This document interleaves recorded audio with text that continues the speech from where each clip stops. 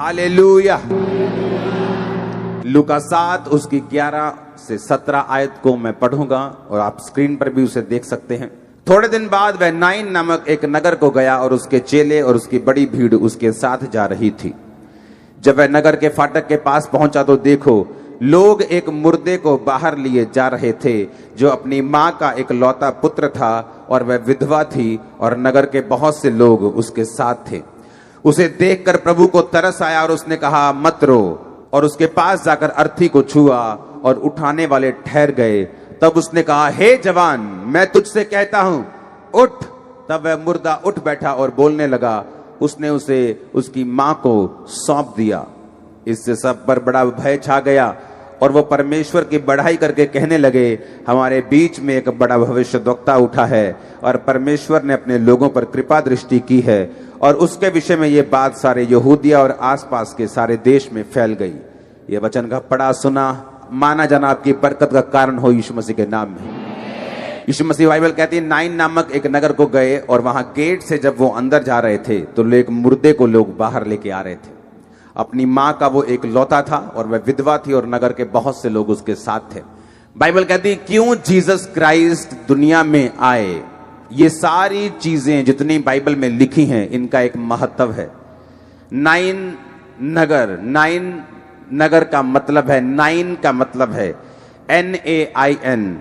हाँ, इस नगर का मतलब था प्लेजेंट प्लेस, खुशनुमा प्लेस, खुशनुमा स्थान।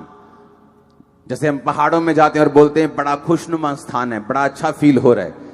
नाइन का मतलब है प्लेजेंट प्लेस, बड़ा अच्छा स्थान। और बाइबल कहती है एक अच्छे स्थान से एक अर्थी बाहर आ रही थी, और वो भी अर्थी किसकी? विधवा के एक लौते बेटे की अर्थी बाहर आ रही थी। और ये एक नॉनसेंस थी जो यीशु मसीह को पसंद नहीं आई। जो नाइन नामक शहर है वो नाह नाम से निकला था, जिसका मतलब था प्लेजेंट प्लेस, एक बहुत ब्यूटीफुल, एक बड़ा मन भावना स्थान। एक मन भावने स्थान के से एक अर्थी आ रही थी और वो भी एक विधवा की। और दूसरी बात, वो विधवा का भी वो एक लौता बेटा था। एक मन भावने स्थान से एक ट्रेजेडी बाहर आ रही थी। और जब यीशु मसीह ने उसे देखा और यीशु मसीह ने जब उसे चेक किया, कहा कि इस मुर्दे को मेरे पास ले आओ, अर्थी को छुआ और कहा, उठ जा। बाइबल कहती मुर्दा उठने लगा, क्योंकि बाइबल कहती है प्रभु यीशु मसीह का जन्म इसलिए हुआ और पवित्र आत्मा की सामर्थ उसे इसलिए दी गई ताकि वो लोगों को सुसमाचार प्रचार कर सके। जब सुसमाचार प्रचार का हम जिक्र करते हैं तो लोगों को लगता है कि ये सब पास्टर लोग जो ये जिक्र कर रहे हैं, इनका मतलब क्रिश्चियन या ईसाई बनाना या धर्म परिवर्तन करना है। इसीलिए वो चीजों को समझ नहीं पाते। क्यों अब तक किसी क्रिश्चियन ने किसी धर्म के खिलाफ स्टेटमेंट नहीं दी, कभी किसी देश के खिलाफ स्टेटमेंट नहीं दी, यहां तक कि किसी खालिस्तान या किसी भी चीज के खिलाफ उन्होंने कभी किसी चीज के खिलाफ ऐसी स्टेटमेंट नहीं दी, क्योंकि उनका मकसद जो है वो शारीरिक नहीं है, ना ही उनका युद्ध जो है वो शारीरिक है। बाइबल कहती क्रिश्चियन अपने देश के लिए हमेशा आशीष का कारण होते हैं। वो जिस देश में रहते हैं उस देश के लिए वो प्रार्थना करते हैं। उनका मकसद सुसमाचार को लेके जाना है। अब यहां पर किसी धर्म का जिक्र नहीं हुआ। एक नॉनसेंस हो रही थी कि एक शहर जो अपने आप को प्लेजेंट प्लेस बताता था, खुशनुमा स्थान बताता था, वहां पर एक विधवा का एक लौता बेटा वो भी मर गया और वो बाहर आ रहा था। जब यीशु मसीह के सामने ऐसी नॉनसेंस होती है तो यीशु मसीह उस नॉनसेंस को टेस्टिमनी में चेंज कर देते हैं।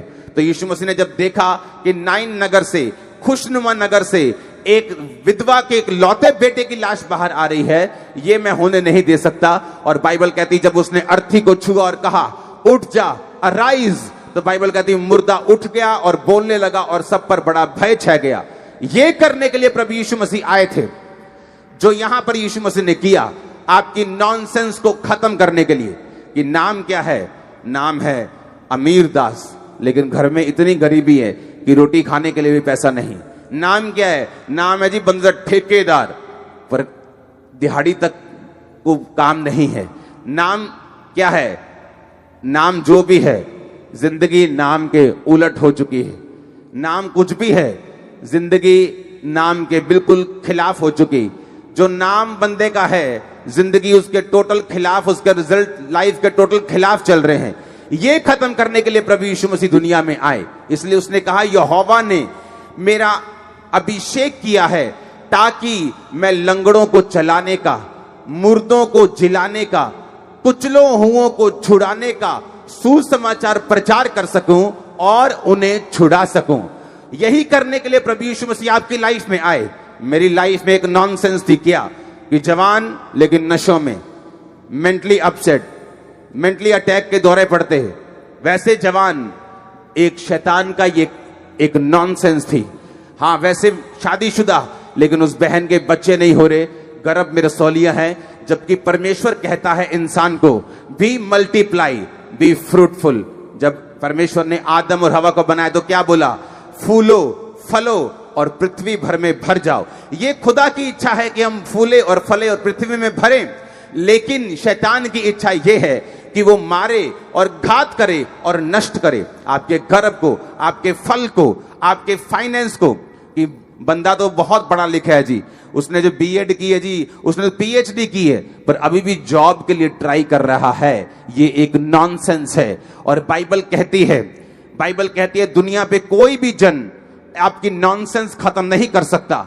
मैं किसी धर्म की बात नहीं कर रहा हूं, लेकिन सिर्फ जीसस क्राइस्ट है, सिर्फ प्रभु यीशु मसीह जिसने आपकी नॉनसेंस के लिए क्रूस उठाया। और इसीलिए प्रभु यीशु मसीह कहते हैं, जहां मैं आऊंगा वहां नॉनसेंस खत्म हो जाएगी। लोग खत्म कर सकते हैं टेम्परेरी, जब यीशु मसीह खत्म करेंगे तो पीढ़ियों तक करेंगे यीशु मसीह के नाम में। जो मैं आपकी लाइफ में होता हुआ देख रहा हूं, अगर आमीन ऊंचा तो ये बरकत आपकी है। हालेलुया। इसीलिए प्रभु यीशु मसीह आए। जब उन्होंने नॉनसेंस को होते हुए देखा कि ये क्या नॉनसेंस है कि एक प्लेजेंट प्लेस से, खुशनुमा जगह से एक ऑलरेडी विधवा, बाइबल कहती है यीशु मसीह ने कहा, मैं विधवाओं और अनाथों का पिता हूं। मैं विधवाओं और अनाथों की सुधि लेता हूं, मैं उनका केस लड़ता हूं। अगर तुमने बर्बाद होना हो अपनी लाइफ में तो विधवाओं और अनाथों को जाकर कलेश देना शुरू कर दो। तुम्हें किसी दुश्मन की जरूरत नहीं पड़ेगी, तुम अपने आप अपनी लाइफ में बर्बाद हो जाओगे। क्योंकि बाइबल कहती है यहोवा इनका केस लड़ता है, यहोवा इनका मुकदमा लड़ता है। वो विधवाओं के आंसुओं को देखता है और वो अनाथों का पिता बनके उनके साथ रहता है। जब यीशु मसीह ने देखा यहोवा के वचन को कि शैतान ने एक विधवा के एक लौते पुत्र को भी खत्म कर दिया, एक नॉनसेंस क्रिएट कर दी, एक चुरा लिया, घात कर दिया, नष्ट कर दिया, तो बाइबल कहती चोर चुराने के लिए आता है, घात करने के लिए आता है, नष्ट करने के लिए आता है। यीशु मसीह कहते हैं मैं जीवन देने के लिए आया हूं और बहुतायत का जीवन देने के लिए आया हूं।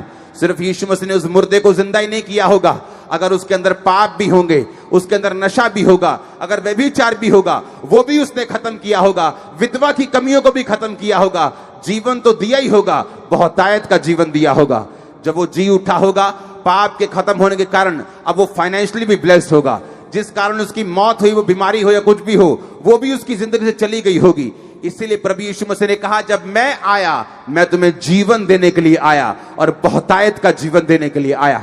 कभी मत डरना सुसमाचार देने के लिए। अपने पड़ोसियों को, अपने गांवों को, अपने नगरों को कभी मत डरना, सुसमाचार देते रहना। क्योंकि तुम धर्म का नहीं, जीसस क्राइस्ट का सुसमाचार दे रहे हो, जो नॉनसेंस को खत्म करने के लिए दुनिया में आया। और यह प्रचार होता रहेगा यीशु मसीह के सामर्थ्य नाम में।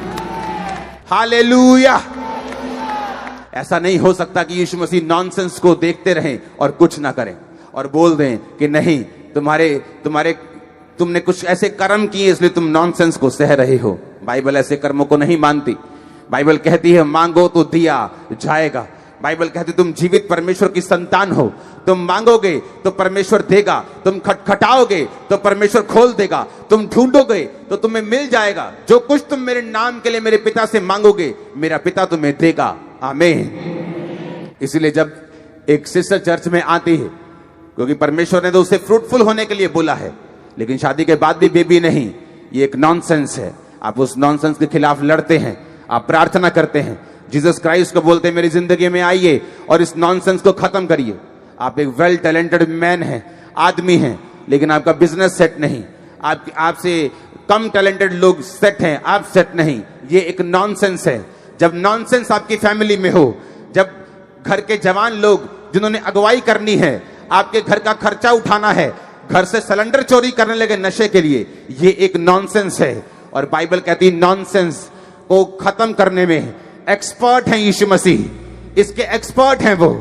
जीसस का प्रचार करो घर घर में, नॉनसेंस खत्म हो जाएगी यीशु मसीह के सामर्थ्य नाम में। आमीन ऊंचे वाला चाहिए मेरे को। हालेलुया। यीशु मसीह को तरस आया, वो तरस करता है जब आप लोग बीमार होते हैं, वो तरस खाता है जब आप लोग दुखी होते हैं, जब आप लोग नॉनसेंस से होकर गुजरते हैं, वो दुखी होता है, वो तरस खाता है आप लोगों के ऊपर। और बाइबल कहती है जब उसका यीशु मसीह के साथ सामना हुआ तो यीशु मसीह ने उसे सेम नहीं रहने दिया। बहुत से लोग हैं जिनकी जिंदगी में नॉनसेंस घट जाती है क्योंकि उनका जीसस क्राइस्ट के साथ कभी भी सामना नहीं होता, उनकी लाइफ में वो ट्रेजेडी बन के रह जाती है क्योंकि यीशु मसीह के साथ कभी सामना नहीं हुआ। आपका सामना हो चुका यीशु मसीह के साथ, वो आपके अंदर है, वो आपके पास खड़ा है परमेश्वर, वो आपकी सारी नॉनसेंस को खत्म कर देगा। मैं आपको ये प्रोफेटिक वर्ड दे रहा हूं, सारी नॉनसेंस का खत्म होने का टाइम आ चुका है यीशु मसीह के नाम में। आमीन ऊंचा चाहिए। हालेलुया। यीशु मसीह नॉनसेंस को खत्म करने के लिए आया। एक विधवा का इकलौता बेटा मर जाए और यीशु मसीह कहते ये क्या नॉनसेंस है, वो पहले ही विधवा है, उसका इकलौता बेटा है, वो भी मर गया और वो भी प्लेजेंट नगर में, खुशनुमा नगर में, अच्छे स्थान में। इसलिए यीशु मसीह ने कहा मैं इसलिए सुसमाचार देता हूं कि कुचले हुओं को छुड़ाऊं। आमीन। जब कोई चर्च में एंटर करता है क्यों उसका विरोध होना शुरू होता है? क्योंकि शैतान नहीं चाहता आप छुड़ाए जाएं, वो नहीं चाहता आपकी जिंदगी में नॉनसेंस खत्म हो, वो ये चाहता है हम लड़ते रहें, झगड़ते रहें इन चक्रों में और अपनी नॉनसेंस को संभाल के रखें, क्योंकि शैतान को पसंद नहीं कि उसका काम जो है वो खत्म किया जाए। जब एक व्यक्ति चर्च में आता और यीशु मसीह को अपना उद्धारकर्ता ग्रहण करता है, उसका धर्म नहीं बदलता, बल्कि उसकी जिंदगियों से जो शैतानी आत्मा होता है, जो कर्स होते हैं, जो श्राप होते हैं, जो नॉनसेंस शैतान ने डाली होती है। और शैतान कौन? लूसीफर नाम का एक ऐसा स्वर्गदूत जिसको परमेश्वर ने ही बनाया और जो गिर गया ये बोलकर कि मैं परमेश्वर से भी ऊंचा सिंहासन बनाऊंगा, परमेश्वर से भी ऊंची पदवी को ग्रहण करूंगा और परमेश्वर के समान राज करूंगा। इसलिए बाइबल कहती है वो गिराया गया और उसके साथ जो दूत उसके साथ सहमत थे वो भी गिराए गए, जो आज धरती के ऊपर काम करते हैं परमेश्वर की योजनाओं के विरुद्ध। आपको परमेश्वर से दूर लेके जाना चाहते हैं नशों से, लोगों को बीमारियां देने वाला वही है, संकट देने वाला वही है, मेंटली अपसेट करने वाला वही है, क्योंकि वो सब चीजें आदम के गिरने से धरती के ऊपर आई कि शैतान ने और मृत्यु ने राज किया। और इसलिए बाइबल कहती है प्रभु यीशु मसीह का जन्म हुआ कि वो मारा जाए, गाड़ा जाए और खुद तीसरे दिन मुर्दों में से जी उठे और शैतान के सारे काम आपकी जिंदगियों से खत्म हो। आज मैं आपकी लाइफ के ऊपर प्रोफेटिक वर्ड रिलीज करता हूं, आपके फाइनेंस के ऊपर जितनी नॉनसेंस से फिनिश हो जाए, बच्चों के ऊपर जितनी नॉनसेंस से फिनिश हो जाए, सेहत के ऊपर जितनी नॉनसेंस से फिनिश हो जाए। आमीन ऊंचा खड़कने वाला चाहिए। आमीन। आप बिलीव करते हैं यीशु मसीह आपकी नॉनसेंस खत्म करेंगे? आप विश्वास करते हैं क्या? आपको उसके पीछे चलना होगा। आमीन। पीछे चलना होगा जब वो आपकी सुन रहा है तब भी, और जब वो आपको लगता है नहीं सुन रहा तब भी, जब वो आपकी प्रार्थनाओं का उत्तर दे रहा है आपको लगता है तब भी, जब आपको लगता है वो नहीं दे रहा तब भी आपको पीछे चलना होगा।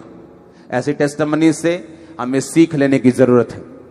ये एक सिस्टर जो चर्च में आती है इसे टेस्टिमनी सुन के, पहले क्रिश्चियन नहीं है, किसी ने चर्च के बारे में बताया, आना शुरू हुए चर्च में। मैं आपको मालूम है मिल नहीं होता जिस तरीके का काम परमेश्वर ने, जिस तरीके का विजन मुझे दिया है, चर्च आते रहे, क्योंकि आपके मेंटर स्पिरिचुअल फादर को मिलना जरूरी नहीं, उसको सुनना बहुत जरूरी है। आपका परमेश्वर के घर में लगे होना बहुत जरूरी है। ऑनलाइन आप लग के परमेश्वर के घर में नहीं लग सकते। ऑनलाइन उन लोगों के लिए जो कहीं बर्फ के स्थान में बैठे हैं, जहां 6-6 फुट बर्फ पड़ी, जहां 200-200 किलोमीटर कोई चर्च नहीं है, उन लोगों के लिए ऑनलाइन चर्च है। और जब आपको ये बात मालूम होती है कि जीसस क्राइस्ट मेरे नॉनसेंस को फिनिश करने के लिए आए हैं, जब वो सिस्टर चर्च में एंटर करती है, सुनती है लगातार 1 साल, 2 साल, 3 साल, और जब आप विश्वास कर लेते कि कोई व्यक्ति 3-4 साल चर्च नहीं आ सकता अगर वो सिर्फ हीलिंग के लिए आ रहा है, अगर वो सिर्फ चंगाई के लिए आ रहा है, वो 1-2 हफ्ते, 3 हफ्ते, 7 हफ्ते आएगा, उसके बाद बोलेगा कि हाँ हो गई है, या अगर नहीं हुई तो मैं जा रहा हूं। लेकिन अगर एक व्यक्ति लगातार चर्च में आ रहा है, उसको ये बात मालूम हो चुकी है कि यीशु मसीह मेरा उद्धार करता, मेरा परमेश्वर है, मैंने स्वर्ग जाना है, मैंने स्वर्ग की सीट को पक्का करना है, मैंने शैतान के काम को नहीं करना, अब मैं परमेश्वर में चलूंगा, मैं उस व्यभिचार में, उस शैतान के उस नशे में, मैं उस गलत कामों में मैं नहीं घुसूंगा। तो बाइबल कहती है जब आप उद्धार पा लेते हैं तो यीशु मसीह आपकी लाइफ की नॉनसेंस को फिनिश करना शुरू करते हैं। डे बाय डे आप अपनी जिंदगी में एक उद्धार को, बाइबल कहती है भजन संहिता 91 उसकी लास्ट आयत में कि वो तुझे दीर्घ आयु से तृप्त करेगा और अपने किए हुए उद्धार को दिखाएगा। वहां लिखा है हिंदी में उद्धार का दर्शन, लेकिन इंग्लिश में लिखा he will show you his salvation, कि वो तुम्हें अपना उद्धार दिखाएगा। जिसका मतलब यह है कि जब आप परम प्रधान के छाए हुए स्थान में बैठे रहते हैं, जिसका मतलब है यशब, यशब का मतलब है बैठे रहना, जिसका मतलब है कि जो स्थान परमेश्वर ने आपको दिया एक विश्वासी होने का, वो स्थान आपने नहीं छोड़ा। इसलिए नहीं छोड़ा कि मुझे चंगाई नहीं मिली, आपने नहीं छोड़ा कि आपको बरकत नहीं मिली, आपने वो स्थान नहीं छोड़ा क्योंकि 4 रिश्तेदार आए माहौल देख के कि भाई साहब अब चर्च मत जाना, माहौल खराब है। आपने कुछ नहीं किया, आप यीशु मसीह के साथ लगे रहे, आप अड़े रहे, आप खड़े रहे। और फिर बाइबल कहती है जब वो अड़े और खड़े आपको देखता है तो कहता है मैं तुझे दीर्घ आयु से तृप्त करूंगा।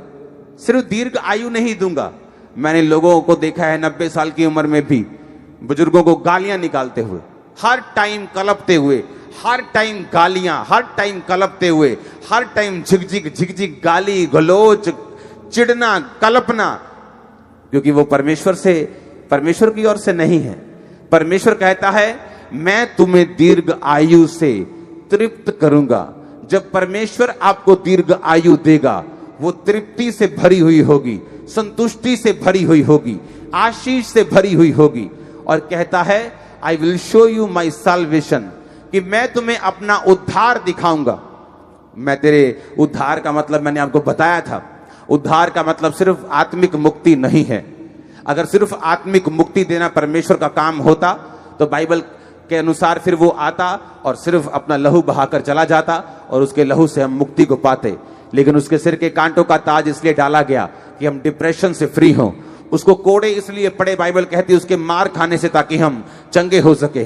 बाइबल कहती है जो भी घटनाएं प्रभु यीशु मसीह के साथ हुई वो सारी हमारी चंगाई और हमारी बरकत के लिए थी। इसलिए बाइबल कहती है उस हमारे अपराधों के कारण वो घायल किया गया, इसलिए उसके मार खाने से तुम लोग चंगे हो जाओ। इसीलिए परमेश्वर ने सिर्फ पापों की मुक्ति के लिए नहीं, बल्कि हमारे शरीर, हमारे जीवन के हर एक हिस्से की चंगाई के लिए भी अपना बलिदान दिया। और बाइबल कहती है जीसस ने कहा I will show you my salvation, जब तू मेरे साथ वफादार होगा मैं तुझे अपनी मुक्ति दिखाऊंगा। जैसे कोई बंदा बोलता है ना उनमें तेन वखाना मैं की कर सकता, धमकी देता है ना, मैं तुझे दिखाता हूं अब। उसी तरह जीसस क्राइस्ट कहते हैं आई विल शो यू, मैं तुम्हें अब दिखाऊंगा माई साल्वेशन। साल्वेशन सिर्फ आत्मिक मुक्ति नहीं, शारीरिक चंगाई, फाइनेंशियल चंगाई, बच्चों की चंगाई, डाइवोर्स से मुक्ति, एक्सीडेंट से मुक्ति, श्रापों से मुक्ति, हर तरह के उस शैतान के चक्कर से, उस जादू से, उस टोने से, उस डर से, उस डिप्रेशन से मुक्ति। आज जब आप इस वचन को सुन रहे हैं, डिप्रेशन का आत्मा आपको फॉरेन की ब्रांचेस में, अदर ब्रांचेस में डिप्रेशन की स्पिरिट आपको सदा के लिए छोड़ के जा रही है, आप सदा के लिए फ्री हो रहे हैं आज, अभी राइट ना हो। आमीन ऊंचे वाला चाहिए, आमीन ऊंचे वाला चाहिए चर्च। आज जब आप इस वचन को सुन रहे हैं, मैं आत्मा में देख रहा हूं यंग लोगों को, यंग लड़कियों को भी इस डिप्रेशन की आत्मा से आजाद होते हुए, क्योंकि आज से आपका उद्धार करता प्रभु यीशु मसीह होंगे।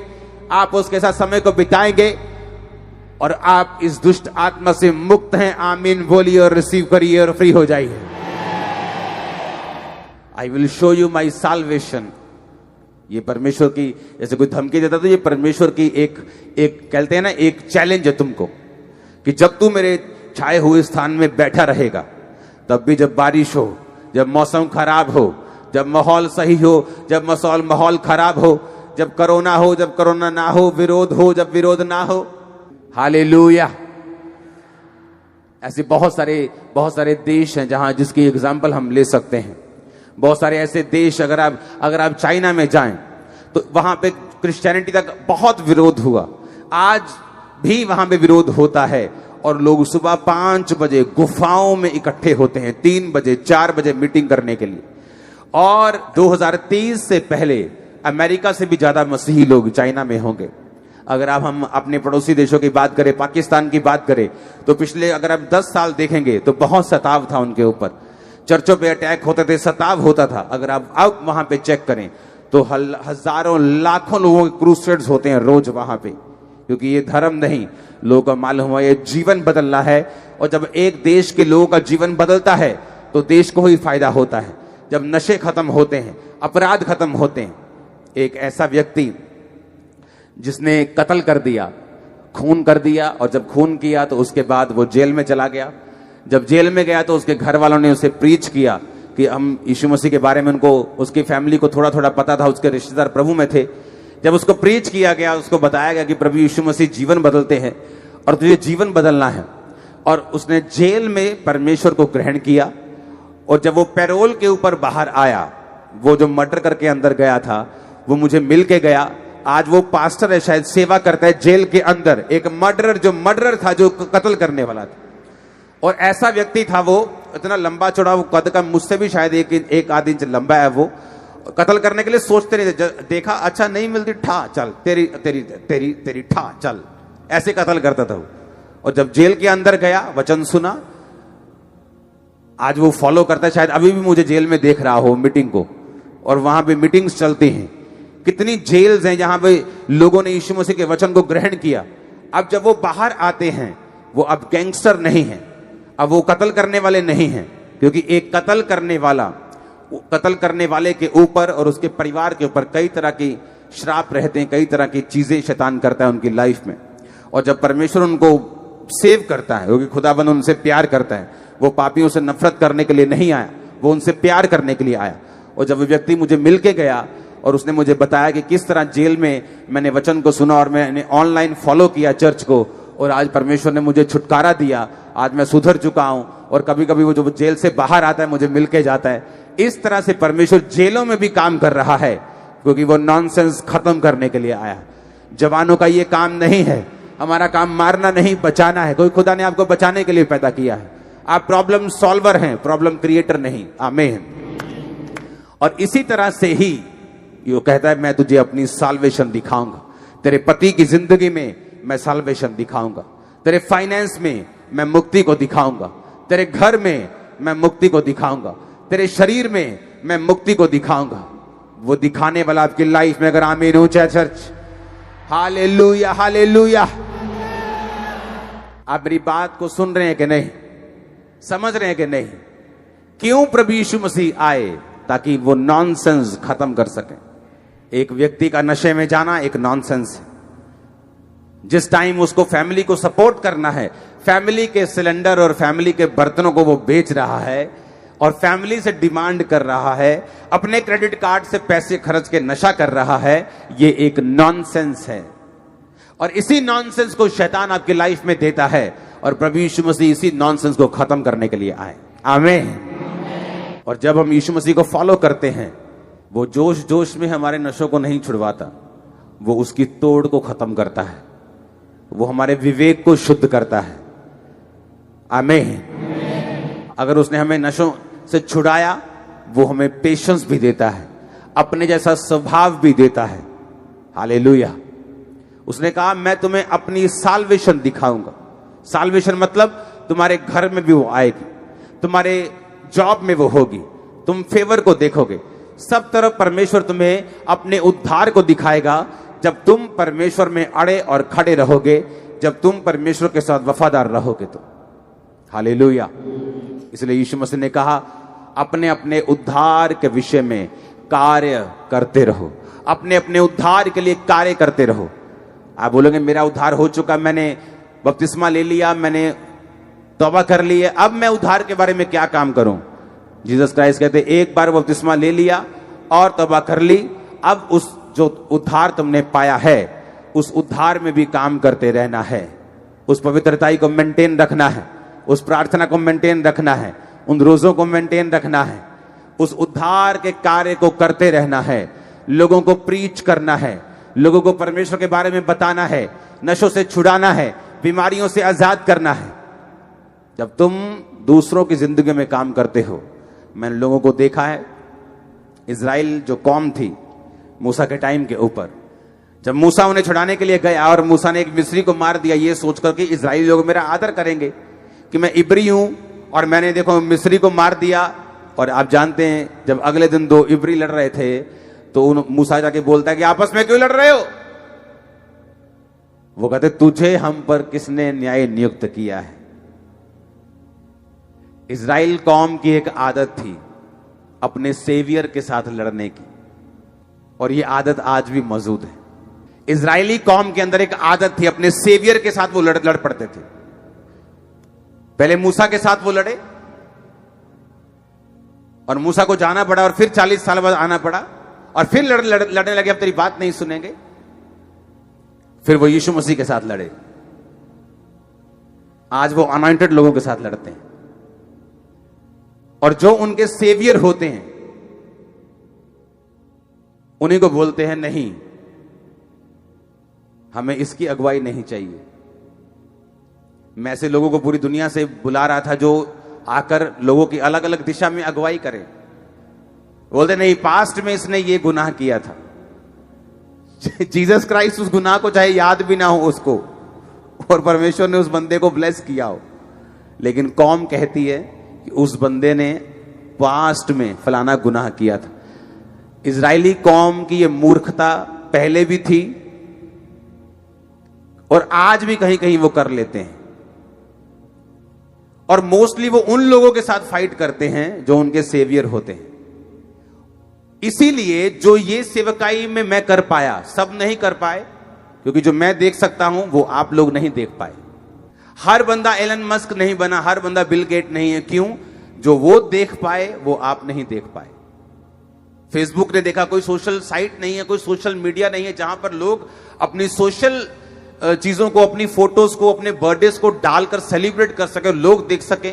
उसने लोगों की जरूरत को देखा और फेसबुक बनाई। आज वो दुनिया के 10वें टॉप 10 अमीरों में एक अमीर है, क्योंकि वो देख सका वो तुम लोग नहीं देख सके। हर बंदे को सेम पाउंड का, सेम ही वजन का दिमाग परमेश्वर ने दिया है, सेम हार्ट दिया है, सेम किडनी दी है। ये नहीं कि जो फेसबुक का मालिक है उसका दिमाग थोड़ा बड़ा है और हमारा थोड़ा, हाँ, ऐसा नहीं है।